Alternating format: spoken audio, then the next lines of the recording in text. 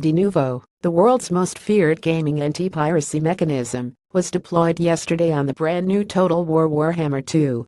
Instead of the months, weeks, or even days of protection usually offered by the system, the whole thing collapsed within hours. Needing little introduction, the anti-piracy system sold by Denuvo Software Solutions of Austria is probably the most well-known product of its type of the planet. For years, Denuvo was considered pretty much impenetrable, with its presence of virtual stamp of assurance that a game being protected by it would not fall victim to piracy, potentially for years. In recent times, however, things have begun to crumble. Strangely, it started in early 2016 with bad news. Chinese cracking group 3DM declared that Denuvo was probably uncrackable, and no protected games would appear online during the next 2 years. By June, however, hope appeared on the horizon, with hints that progress was being made. By August 2016, all doubts were removed when a group called CONSPIR4CY reported collaboration between CPY and Codex released Rise of the Tomb Raider. After that, Denuvo protected titles began dropping like flies, with some getting cracked weeks after their launch. Then things got serious.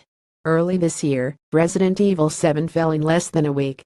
In the summer, Rime fell in a few days, 4 days exactly for Tekken 7.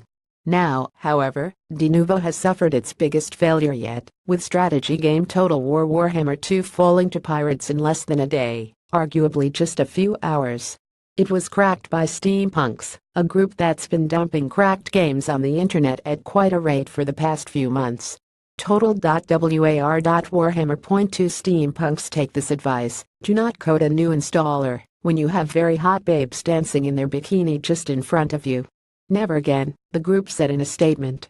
This time we locked ourselves inside and produced a new installer.